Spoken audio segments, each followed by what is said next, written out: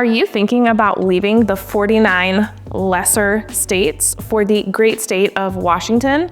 If that's you, stay tuned.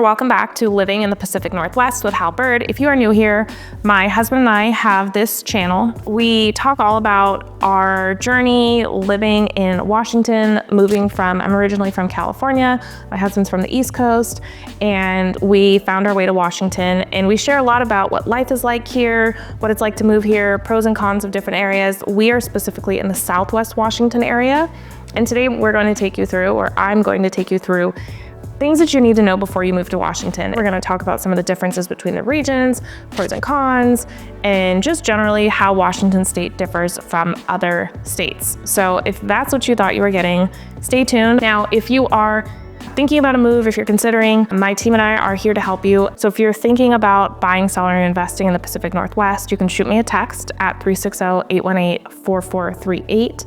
You can call, email. There are many ways to reach me. You can DM me on Instagram. All of our contact information is in the description below, as well as our Zoom link if you want to schedule a Zoom consultation with myself. So without further ado, let's jump into this video. Now, to start, one of the things that we loved about Washington State was the diverse lifestyles that are available. So if you want to be in Seattle and be in like a bustling metro, very tech focused, it's beautiful, aside from some of the streets. But in terms of the scenery, in terms of the sound, like the area itself is beautiful. It has some less beautiful aspects to it, but you can do that all the way to being in a rural desert. So whether you're thinking about Spokane or Seattle or Vancouver, which is the major city where we're located, we're gonna break down some of the differences and some things you might wanna know before you relocate to Washington. Now, out of the 100+ families we've helped relocate to this state, there are a few things that come up over and over again as the many reasons why people want to move to Washington. The number one thing that I hear is a lifestyle change. People are looking to get more outdoors, they're looking for better air quality. And then you can layer in the financial aspects of no state income tax, which means you only pay your federal taxes. The state, there's no return to file or anything like that, to job opportunities. These are some of the reasons that people find Washington so attractive.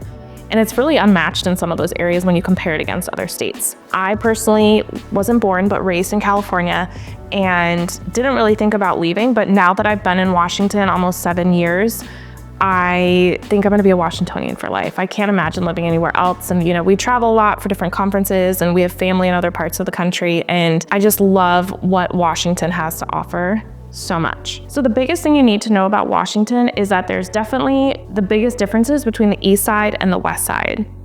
Reminds me of like 90s rap for some reason. And that division is really at the Cascade Mountain Range, which divides our state in half. So we have an eastern side of Washington and a western side. The west side of Washington would be considered, primarily when people think about Western Washington, they're thinking about the Seattle metro area and the greater Puget Sound.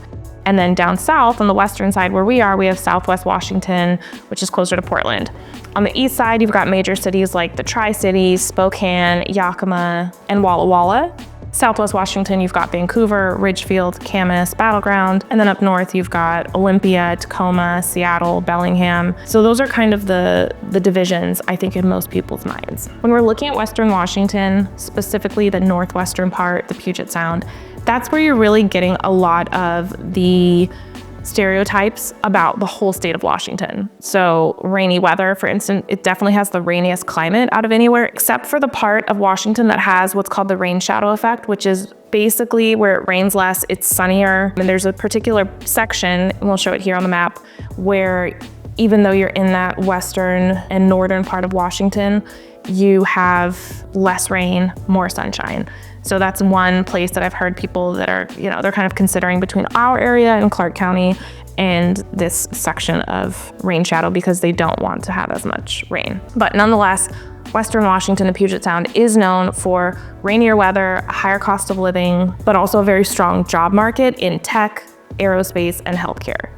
Now, when we're moving to the eastern side of Washington, you're going to see a drier climate, more rural communities, more affordable housing, and a strong agricultural economy. Now in Southwest Washington, we're a very unique part of the state because we are very close to Portland, Oregon, and we have lower home prices than the Puget Sound area, but higher than Eastern Washington. So I find that we're kind of like a Goldilocks part of the state where the costs aren't too high, but they're not so low. And we also have better schools. Our schools are really nice here. And we get the benefit of having no state income tax in Washington and also the ability to shop in Portland with no sales tax. So if climate is a big thing for you, this may be a deciding factor in where you land in Washington. The western side of Washington has a mild, temperate climate. So we do get rain, we do get snow, but it's not too much in any one direction. It's not too hot in the summer, it's not too cold in the winter, not too rainy, not too snowy, not too dry. It's very, very temperate. And that's one of the things now that I'm used to it. I mean, I grew up in Southern California, but now that I'm used to a temperate climate, when I go other places, I cannot wait to go back home for the weather. Like, we were in Florida, I didn't like the weather, and we're filming this in January. Didn't really care for the weather in Florida. It wasn't bad, but it wasn't great. And then we went to Pennsylvania and it was freezing. Like the lows at night were 7 degrees. And so it's just nice to come back to something that's temperate. Again, for where we live in the state, I think the theme that you can take away from this video is gonna be a Goldilocks. Housing prices are just right, the weather's just right, not too much in any one direction, and that includes politically and all aspects. Eastern Washington experiences more extreme weather. So it's more hot in the summer. It also gets more snow, depending, obviously, I mean, the Eastern Washington is the majority of the state, land mass wise. Population wise, not. But it has more extreme weather. It's hotter, it's colder, hotter in the summer, colder in the winter. Then we have landscape. So when you're looking at Western Washington, you're gonna see more like lush forests, more rainforest, more of what you think about when you think about Washington State and you're like, oh, it's rainy and there's all these trees. Like, you're definitely gonna have more of that stereotypical Washington landscape on the western side. Versus when you go to the east side, you're gonna have a lot more rolling hills, more farmland, and it's a much drier terrain. And you can really see this when you're driving on Highway 14. Let's say you start at the very beginning of Highway 14, which starts in downtown Vancouver, Washington, not Canada, and you're driving east. If you take Highway 14, that runs along the very southern border of Washington State and along the Columbia River, some of the best views you'll ever see from a car without hiking. It's gonna take you through Clark County into Skamania County. And if you're watching this for the first time, if you didn't know, the border of Washington and Oregon, there's a section of it called the Columbia River National Scenic Area. It's very long, but everyone just calls it the gorge. So you drive through the gorge, which is absolutely beautiful. Once you cross into like White Salmon, you get past White Salmon and you're going out towards the Dalles, which is on the Oregon side. What is this? All the cities are very small over there. Once you leave White Salmon, which is a small town in and of itself, and then you're heading out, you're continuing east, like towards Walla Walla. The whole scenery changes. It goes from being very green, luscious. You see the river on the western side to you're in the gorge. You're like in between the Cascades. You're driving through the Cascade Mountain Range and there's a river through it. It's amazing. But once you leave and you're now on the eastern side, you start to see those rolling hills. It's brown. There's all these like brown grasses. It's totally different. It's like, I don't know how to explain it. It's a striking color change, and we're talking about within a 2-hour drive. Completely different scenery. So landscape is gonna change. Then when we're talking about economy and jobs, you'll find that tech, healthcare, and aerospace are the dominant industries in the Seattle area when it comes to the job market. There's also a large military presence in the Puget Sound area because there's a joint base and McCord Air Force Base. So that joint base is located in between Olympia and Tacoma. So you have a lot of military families that are living there. And then on the eastern side of the state, you're gonna have agriculture, manufacturing, and engineering sectors are gonna be dominant when it comes to jobs and industry. Culturally, Western Washington is more progressive and urban, whereas Eastern Washington is generally more conservative and rural. So again, a lot of the differences within the state are just divided down the Cascades. You can almost take any topic and compare it to east-west, and it'll ring true. But if you try to compare like all of the north part of the state with all of the south, things don't translate that way. Now, affordability, super important. I'm gonna put up some of the major cities in Washington here, along with their median home price we're in 2025, so this is 2025 median home prices in these larger cities in Washington. Western Washington, more expensive. Where we are, Southwest Washington, specifically Clark County, more affordable than other parts of Western Washington while still having a lot of access to things. There are some coastal towns where you can find great prices, but a lot of times people don't want to be that far away from an international airport or major hospitals, different things like that. Vancouver's nice because you are in proximity to PDX International Airport.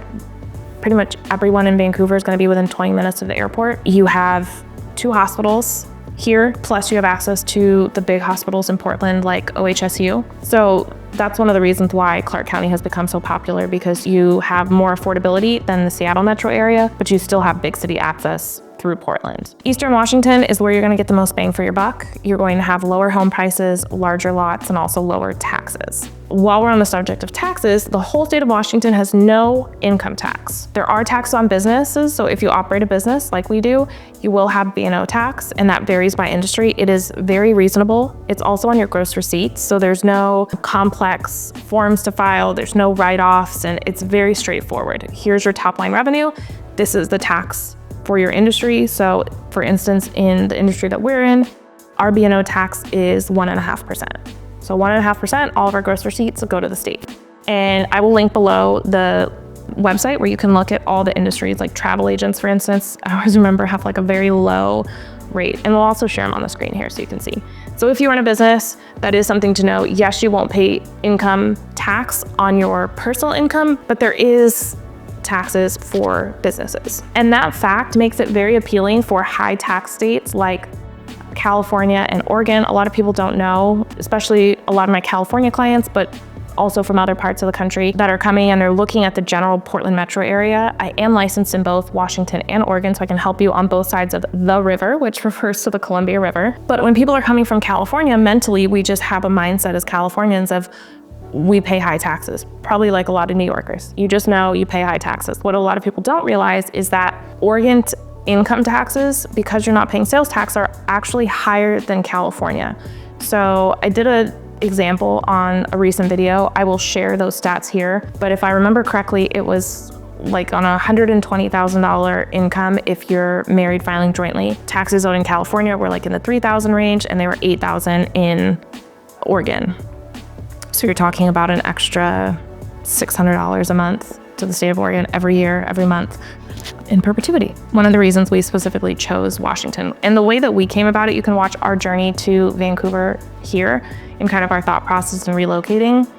But we started, some people come and they're like, we want to be in Portland Metro, or we have a job opportunity in the Portland Metro area, and then they're deciding between the states because Vancouver and Clark County is a suburb of the Portland Metro area. But where we approached it from was we want to move to Washington, and then we looked all over the state in Washington. So it depends on how you're approaching it that might affect your final decision. Now, sales tax is in Washington, and it is high compared to the national average. Each county and each city can impose, so there's a statewide tax. So your base sales tax is 6.5%, and then each county and city can add on to it. I will also link below the website where you can see each county and the different taxes, and I'll share it on the screen here as well. So this varies a lot. Seattle is the highest, I believe.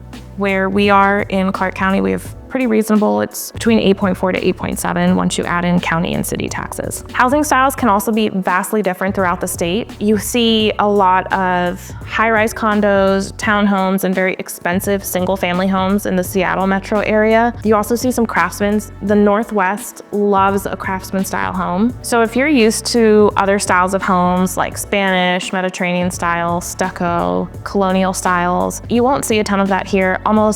I would say almost no one builds with stucco here. That was a big change for me coming from Southern California where every house is stucco, which I didn't mind when I was living there, but now when I go back, I think it's really ugly. I really like a good wood siding, or what we use here is really fiber cement. Let me know in the comments if you want us to do a video on building materials and just the differences in the construction and the way homes are built here, because obviously we have other things to consider like water, whereas places like, the southern part of the United States, all the way from California, Texas, Florida, totally different. In Florida, they build a lot of concrete framed homes, like concrete block framed homes. You don't see that a ton here. So if you want that video, let me know in the comments. So Seattle, the condos, the townhomes, very expensive single family homes, lots of variety within those, but still expensive. In Vancouver and Southwest Washington, you're going to see more suburban homes that are on anywhere from like a 5,000 to a 10,000 square foot lot. As you go out into the rural areas, so if you're looking on Google Maps and you see the areas that are green, those are generally the more rural areas where you can get acreage. We're talking anywhere from 1 to 5 acres. I see properties that are 20 to 40 acres as well.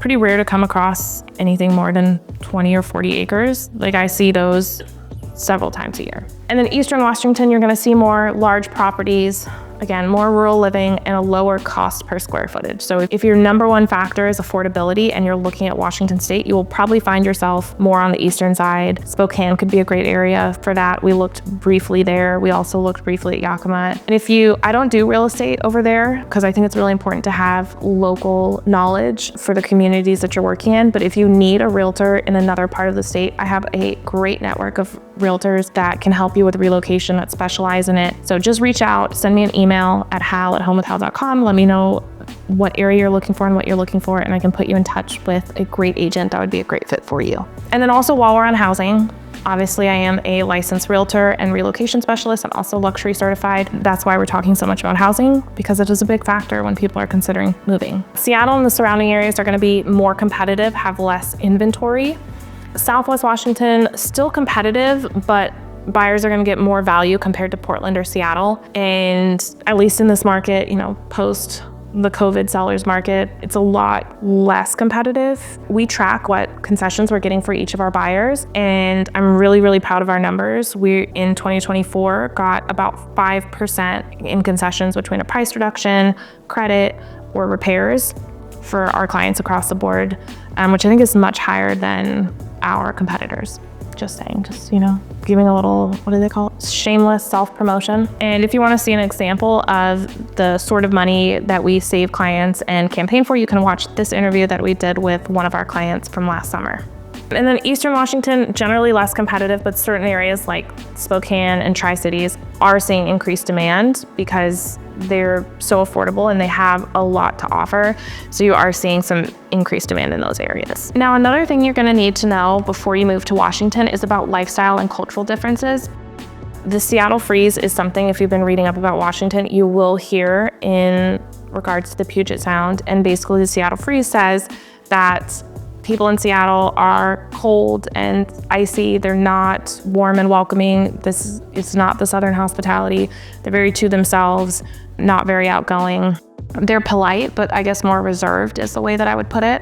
So if you do move to the Puget Sound area, just know that building friendships can take a little more time. We had some clients that are originally from Tennessee and they moved to Seattle. And one of the things she said that always stuck with me about people from Seattle is she said they are the nicest people you'll never meet. And I think that kind of sums up the Seattle freeze. So she's been really happy moving here because it's a little bit easier to make friends. People are not cliquish in Southwest Washington. They're very open. I tell a lot of my clients, if you find a group or hobby or something that you're interested in, board games or knitting or book club or running or hiking, you can pretty much find a group for any interest, even very niche ones. And a lot of times when you meet people there, they'll be like, oh, you're also into this? Like, we're going to do this next week. You should come. People are very welcoming to invite you in if you make that step to put yourself out there. So show up to events, go to things, talk to people. It's not uncommon to chat with people in the store, to say hi to your neighbors, to know your neighbors. It's very common here. Now in Western Washington, you're gonna see a lifestyle that revolves more around hiking, skiing, boating, and really year-round rain-friendly activities. The rain does not stop Western Washington from getting outdoors, so you have hikes going on year-round. My husband and I are part of a bicycle club, and there are bike rides going on year-round. The rain here is usually more misty than heavy torrential rain, so it doesn't really stop you, and that's why you see in Portland and Seattle, people don't really carry umbrellas because it's not raining hard enough to be worth taking out an umbrella. So we put on our raincoats, we throw our hoods on, and we keep moving. In Eastern Washington, lifestyle-wise, it's gonna revolve more around lakes, some rivers, wineries, outdoor events. The Gorge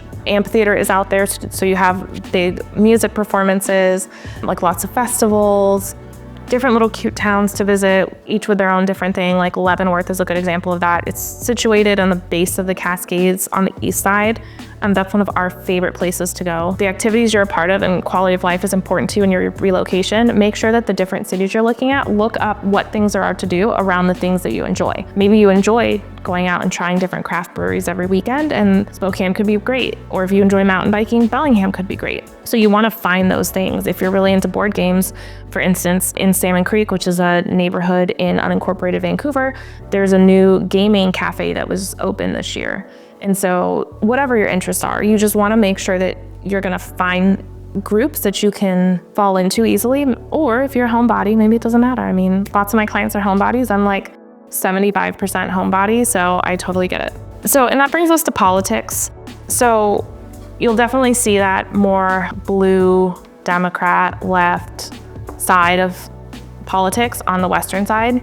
I will say that one of the things we like about Clark County is it's very balanced, it's very purple. If you want to really get into, and politics is kind of your thing, and you care about what the politics are going to be like wherever you land, the New York Times extremely detailed election maps are a great resource where you can go and you can zoom in and go really granular to see how different areas have voted.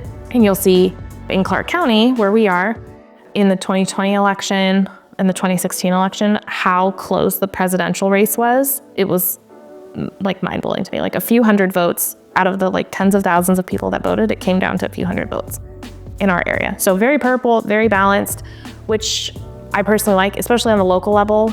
I think it creates a good environment that we have compromises being made and things getting done. And I'm generally happy with our local politics. There's some things I don't like, but again, that's probably a separate video. Eastern Washington, you're going to see more conservatism. So that's going to have a big effect on business, taxes, local governance.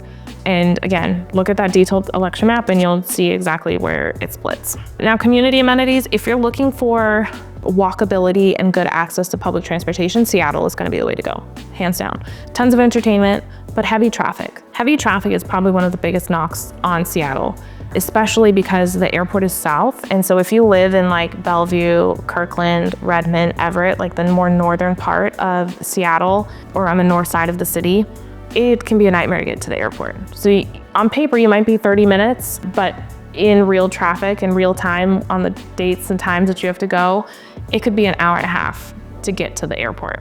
So that's something to keep in mind. Also, if you're going to be living in like southern parts of the Sound, Tacoma, SeaTac, different areas like that, and you're commuting into the city, traffic is terrible. We went up for a conference one day. This little side, this is why my videos can never be short. And it took us 3.5 hours, almost 4 hours, to get from Vancouver to Seattle, which should be a 2.5 hour drive. So it added an extra hour on.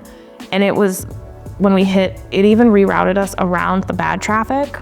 I thought we were never gonna make it on time. Now, Southwest Washington, you're gonna be closer to Portland, Oregon, but not paying Oregon's high taxes. You're closer to the Portland International Airport when you're in Southwest Washington than a lot of the Oregon suburbs like Beaverton and Hillsboro. And we have a great food and dining scene that's definitely growing, but Portland's one of the best foodie towns in the country, and so it's very easy to access great food. Seattle also has great food. Eastern Washington is going to be more spread out. There's fewer public transportation options, so you're going to see a lot more dependence on cars in the Eastern Washington cities. But you're also going to have lower congestion. So if you don't mind driving a long time, but you just don't want to be in traffic, then Eastern Washington might be a better fit. So these are some of the key differences between Eastern and Western Washington. I thought people had to know when they're considering Washington. What else do you guys want to know about moving to Washington? Do you need to know about logistics, more about housing? Do you want to find out more about the random quirky things you need to know? Like for instance, that Washington is an open carry state. You rarely see people do, but it is open carry. A lot of people don't know that. If there's little random tidbits like that you want, let me know in the comments. We love making videos for you about what it's like to live in the Pacific Northwest. That's obviously what our channel is focused on. And if you need help, whether you're relocating to or within the Clark County and Portland metro areas, we would be happy to serve you. We love working with relocation clients. It's our jam. We obviously have local clients. We're listing local properties. But for whatever reason, relocation has just been something I've been so drawn to and passionate about after we did our own relocation that I just love helping people through that process. We have a lot of tools and support and solutions specifically for the person who is relocating from out of state or from out of the area into this area. Sometimes it's people moving from Eastern Washington here, vice versa, that are leaving. So in conclusion, I think that Washington is such a diverse state that has a little bit of something for everyone. Our particular part of Washington, Southwest Washington, is great for people who want those lower taxes, who want access to Portland and great schools with a little bit more affordable housing. That's kind of that Goldilocks combination that a lot of our clients are finding as they're looking either all over the Portland metro area or all over the state, and then they're landing on Clark County is the place I want to be. And Eastern Washington is great if you're looking for more conservative lifestyle, more rural, while still having access to some bigger cities like Walla Walla, Yakima, Spokane, without needing constant access to an airport. Because if you live in some of these areas, you are going to be farther from international airports. So just something to keep in the back of your mind. And if you like what you've heard about Washington in general and you need any help, please feel free to reach out. All my contact information is in the description below. I'm happy to help you. Just reach out in the way that you're most comfortable, whether that's call, text, email, or social media. You can find me on all those platforms. We're just here to serve you and make your relocation as easy and smooth and seamless as possible, because it was challenging for us. And I've been in your shoes and I know what that's like. And I just want to provide people an experience that is better than what we had. Make sure to like this video if you stayed till the end, subscribe, leave a comment, share this video with whoever's thinking about relocating with you, your best friend, your mom, your spouse. We'd love to see you guys all join this community that we have. You can watch some of our past client events here. We really focus on not just getting a home when you work with us, but getting a community. So with that being said, I will catch you on the next video. Ciao.